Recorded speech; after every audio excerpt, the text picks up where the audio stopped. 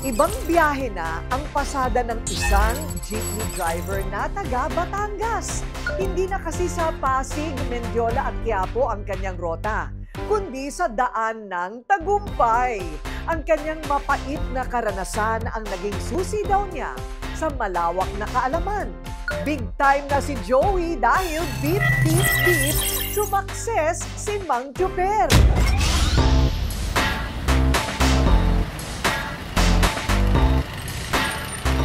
Ngayong araw, sa paradahang ito ng mga pampasadang jeep, may isang tinig ang maririnig. LP! Boy! Nasa si Boy! Ito yung aming maagang pamasko para sa mga chuper! Salamat po! Hindi mga pasahero ang kanyang tinatawag para magsilapit, kundi mga chuper na matyagang nagaantay ng pila para sila'y makabiyahe at makakota pang boundary. Ang naging caller si Joey Gire. Isang proud Batanggenyo. Sa maniwala kayo o hindi, siya rin po ay isang chuper ng jeep noon. May pag-asa, walang sukuan. Hindi ito ang panahon na ikaw susuko sa buhay hanggat yung pangarap mo hindi mo pa nakukuha. Matagal-tagal din kasi siyang nakipagsapalaran sa kalsada. Konti na lang, konti na lang. Kahit pa may hawak na diploma sa kursong Business Management. Joey, bakit ka ba naging jeepney driver? Anong nangyari po sa akin, nagkatrabaho po ako. Nung mawala po yung trabaho ko, ang option ko po, magbiyahe po ng jeep. Dahil yung tinutulugan ko po ay jeep din dahil ang mga kasamahan ko po, nagbibiyahe po ng jeep sa Pasig Quiapo.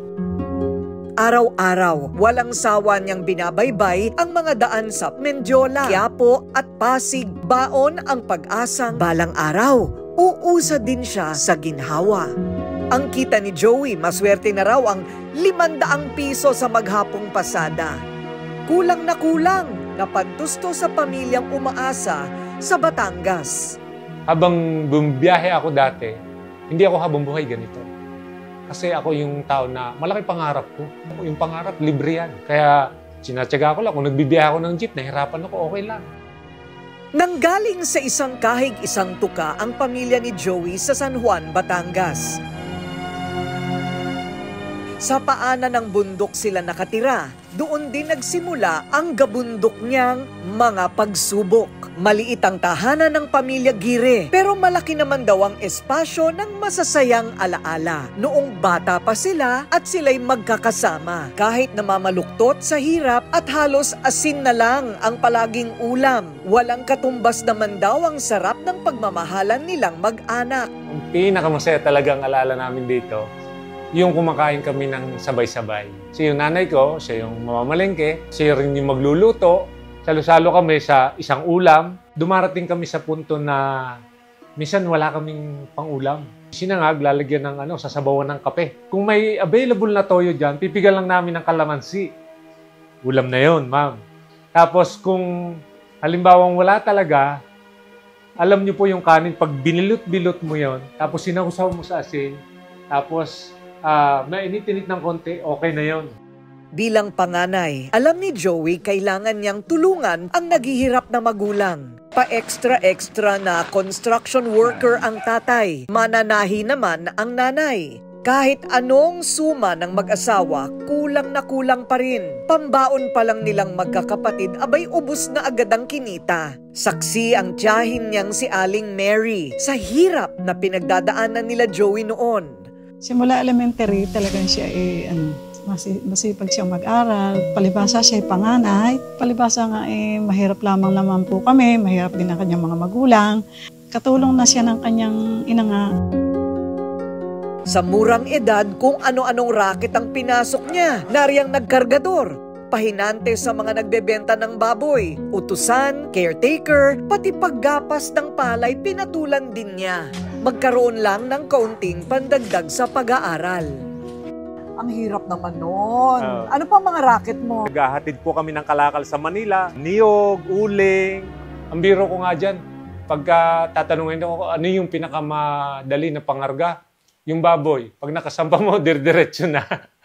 So yun yung, bilang pana, yun yung aking naging hanap buhay para lang makatulong. Kasi pag nagtrabaho ko ng ganon, may kaunting kita, may may pambili ng pagkain, may baon sa eskwela. Simula elementarya hanggang matapos ng kursong commerce, iisa lang ang naging ruta ni Joey. Eskwelahan, raket, bahay, at ito ay paulit-ulit. Pero bakit nga ba sobrang subsob si Joey sa kanyang pangarap?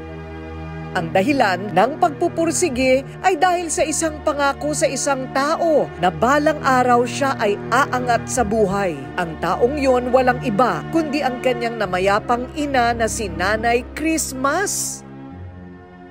Kasi maliban pa doon sa hirap na hirap ka na sa trabaho, namatayan ka pa ng nanay. Opo. Parang gumuho yata yung mundo mo noon. Paano nangyari yun? Grade 6 po ako noon, ma'am. Bali, 4 po kami magkakapatid. Grade 6 po ako. Tapos yung nanay ko po, hindi po siya nakakatulog. Halos isang linggo. Tapos, nung time na yun po, alam niyo naman po sa probinsya, natutulog po kami, tabi-tabi po kami. Hating gabi po, nawawala po siya. So kami po, ang iniisip po namin, baka naglalakad lang. So, nagising po kami lahat para hanapin po siya. And then, ang ginawa po namin, nung hahanapin namin siya, may jeep po yung tiyuhin ko, sakay namin para susundan namin po, baka naglalakad sa kalsada. So, hindi po namin siya nakita. So, hanggang sa bumalik po kami sa amin, hanapin namin siya, mag-iisip kami kung saan napunta. Napagplanuhan po namin na maghahanap pa tayo ng mga tao para hanggang sa hanapin natin, baka kung saan lang napunta. Kami po nung tatay ko yung magkasama. Doon sa dinaanan po namin, sa tatay ko talaga po siya nagpakita. Kasi na-flashlightan niyo po yung nanay ko na nakasabit na po. Nakasabit. Wala nang buhay. Matigas na. Sa pagpapakamatay ng kanyang ina, binago ng dagok na ito ang buong pagkatao ni Joey. Mas tumapang, tumatag at naging mas madiskarte. Ang trahedya, hindi katapusan kundi pagsisimula. No? Nang magbinata, isinama si Joey ng pinsan sa Maynila.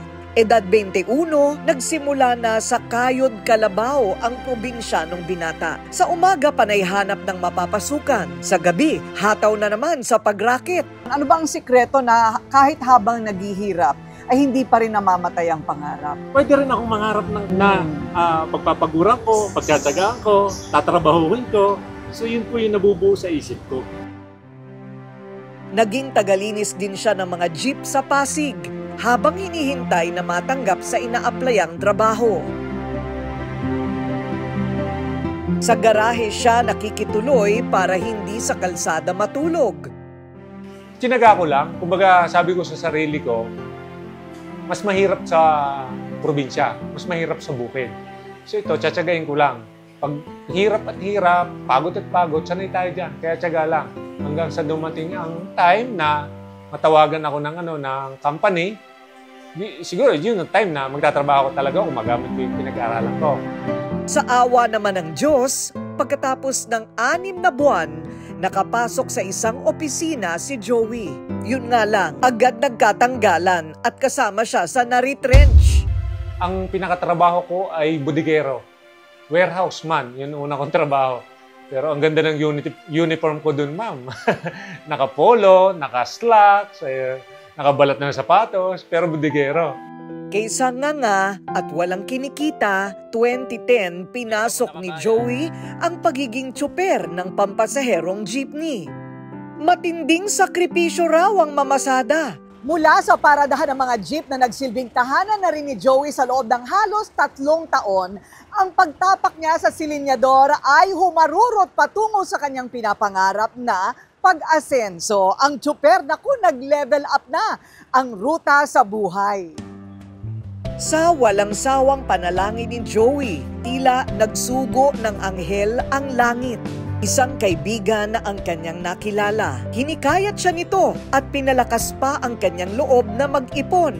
Hanggang ang mga baryang inihuhulog niya sa galon, umabot ng 3,000 piso. Sabi ko, wala akong pera. Pero, may ipon ako. Since jeepney driver nga ako, meron akong galon ng langis. ang naipong barya. Naging puhunan niya para makapasok sa isang lihitimong networking company. Inaral niya ang proseso at pagbebenta. Hanggang dito na tuluyang naging tersera ang arangkada ng dating mamang tsoper. Wala na raw neutral at reverse dahil gigil na siyang humataw sa pagkayod. Yung kaibigan ko, siya yung nag-ano sa akin, invite sa bahay nila. Ang sabi niya sa akin, Jo, punta ka sa bahay, gawa tayo ng pera. So yun yung piniresent niya sa akin, si Organo. Ang imposible, nagiging posible. Tuloy po kayo sa aming tahanan. Paano nga ba nagawa ni Joey na paikutin ang gulong ng kanyang kapalaran ng tuluyan? Ano ang naging dahilan ng kanyang pagyaman ngayon?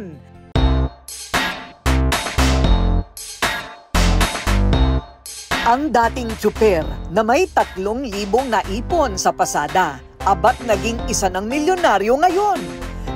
Nagbibiyahe ako ng jeep sa Pasig Quiapo. Meron akong galon na nilinis. And then after ko bumiyahe, doon ko nilalagay yung mga barya, yung piso, 5 piso. And then nung isang kaibigan ko na nag-invite sa akin sa Organo, ganito kalaki yung company, ganito siya kaganda. Ito yung investment natin. Doon na pumasok yung galon.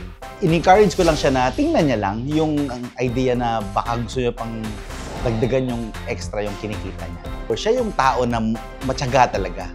Kahit na hindi mo na siya sabihan, gagawin niya yung kahit na hindi mo pa ulit ni-remind sa kanya na dapat niyang gawin. Natagpuan na rin ni ex-manong tsuper ang babaeng itinadhana sa kanya. Si Surjit ang kanyang all-around partner sa buhay. Naging member ako ng Organo. So, nagsimula ako sa kape. Hanggang sa na-recruit ko yung aking asawa. Pag bumili siya sa akin ng kape, malaki yung kita ko. Bumili kasi siya maramihan. Paglilinaw ni Joey, wala daw pong hocus-pocus o anomalya ang kanyang pagyaman ha. Lahat ito ay katas ng kanyang dugo at pawis. At ang sikreto niya, ang ngiti na kailanman ay hindi nawala sa kanyang labi kahit pa noong panahon na tila traffic na buhol-buhol ang kanyang problema sa buhay. Ang pagiging Batanggenyo at pagkahilig sa kape ang nagdala sa swak nilang kabuhayan. Ang 3,000 pisong puhunan lumago dahil sa kanyang galing sa sales talk at kasipagan. Nang makaipon, nabuo ang ideya niya na magtinda ng tradisyonal na kape at magtayo ng coffee shop sa Batangas. Sumakses naman ang kanyang negosyo hanggang naipanganak na nga ang unang kainan nila na The House of Gilas. Welcome to House of Gilas! Handa na ba kayo?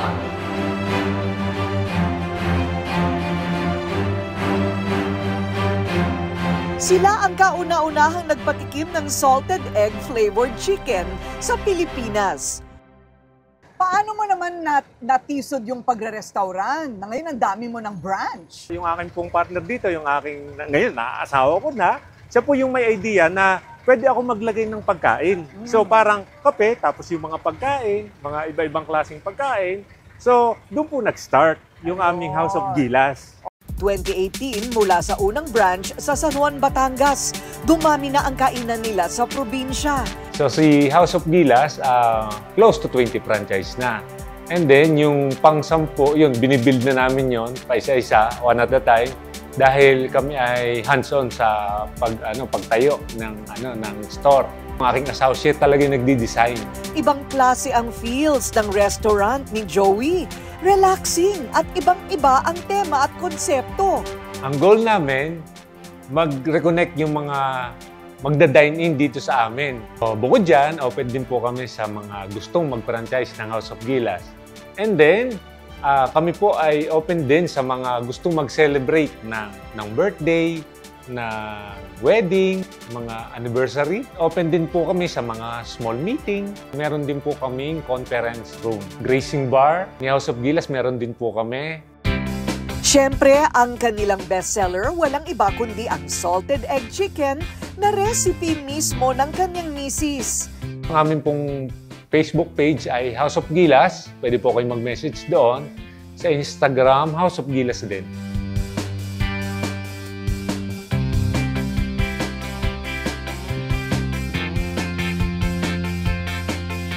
Di nawala syempre ang mga dahilan ng kanilang pag-asenso, ang kape na nilagyan nila ng mga twist. Ang sinaserve po namin ay healthier coffee. Meron din kaming tsaa.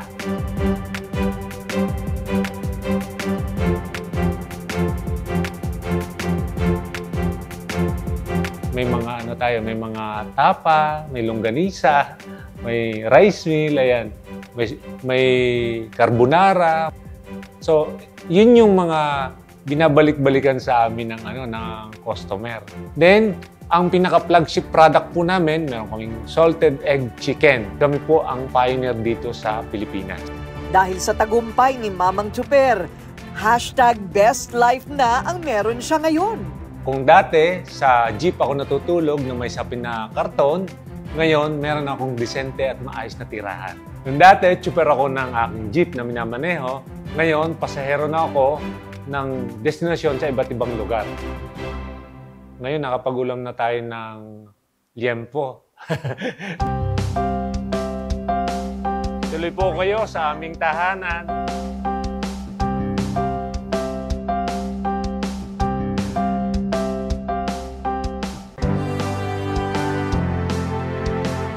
Sa biyayang tinatamasa ngayon ni Joey, hindi pa rin kinakalimutan kung saan siya nanggaling. Hindi siya naging madamot lalo na sa mga katulad niya noong tsuper ng jeep. At dahil bare months na po ngayon, kailangan maagang ating pamasko ang aginaldo ni Joey sa kanyang mga kapwa tsuper dito sa aking teritoryo na Cubao, Quezon City. Handa na ba kayo mga pogi? Ayan, okay. Maagang pamasko. Ang tumbler, meron tayong groceries at saka bigas.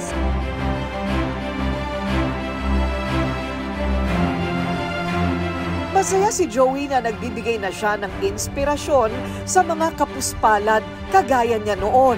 Maraming pong salamat, Boss Joey! Ang kanyang misis ay very supportive. Sa kanyang narating, lahat daw ng ito alay niya sa pinakamamahal niyang ina. 28 years. Wala na po kayo. Wala po kayo sa amin. Hindi po namin kayo kasama, pero nakayanan po. Ngayon po, dito ako sa ating lumang bahay. Inaalala ko yung mga bagay na kasama po namin kayo.